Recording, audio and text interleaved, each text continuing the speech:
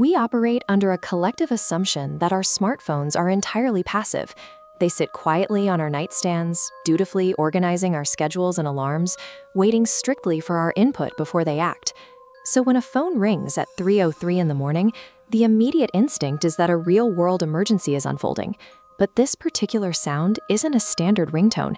It's sharp, it's piercing. It bypasses the ears entirely, sounding more like an alert echoing directly inside the user's skull. Grabbing the phone reveals a blank screen. Then it bypasses every normal interface logic to blast a blinding white light into the dark room, displaying exactly 5 words: "Wake up before it happens." This timeline maps out a highly specific 19-minute window. We are going to conduct a forensic chronological breakdown of exactly what happens between 3:03 and 3:22 a.m., a brief sequence where an unknown digital entity attempts to influence its owner's environment. This initial alert shifts the role of the device from a tool to an observer. It suggests a synchronization between our hardware and an event that hasn't even manifested in the physical world yet.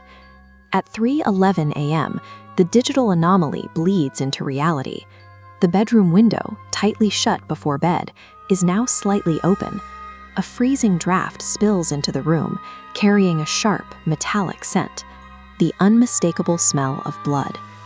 When an anomaly invades a space we consider absolutely secure, human instinct takes over. The biological need to investigate, to secure the perimeter, compels the user to stand up and walk toward the freezing draft. The moment the user takes a heavy step toward that glass, the phone screams again. It is exactly 3:14 a.m., and the screen updates with a precise new directive: don't go there. Zooming in on our timeline at the 3:14 marker, we see a direct causal link. The warning doesn't trigger on a preset timer, it triggers on physical movement. The device is actively running real-time surveillance on the room's occupant.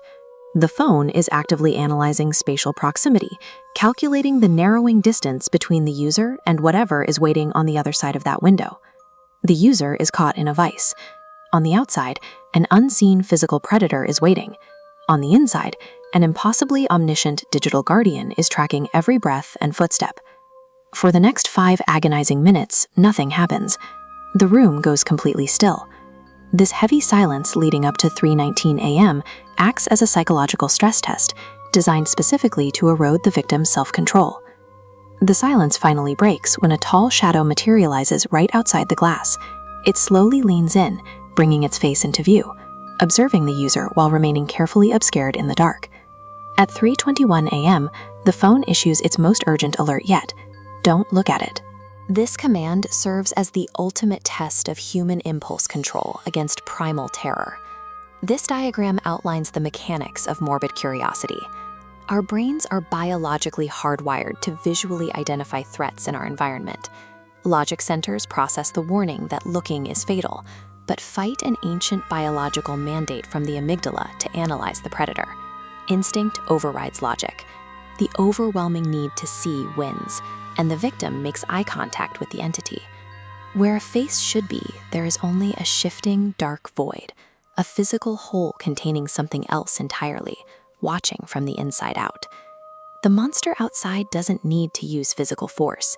It simply waits for the victim's own human nature to betray them. At exactly 3:22 a.m., the phone flashes a final message. It's too late. The window slams open, a massive gust of wind rushes in, and the entity vanishes completely into the dark. There is no physical attack. The sudden, total quiet creates a massive release of tension. The threat is gone, and the user experiences a profound, false sense of relief, treating the survival of those 19 minutes as a definitive victory. Then the phone vibrates with an automatic system notification. An alarm has been saved for 3:22 a.m. the following day, carrying a new label. Next time, don't look. Survival was an illusion. By reacting to the entity, the user has officially initiated a permanent, daily psychological loop. The entity exploits the absolute certainty of human failure. By knowing the victim will naturally succumb to morbid curiosity and look every single time, the entity guarantees it can harvest that exact sequence of dread, night after night. The psychological loop is constructed entirely out of predictable, uncontrollable instincts, creating a cage that requires no physical bars.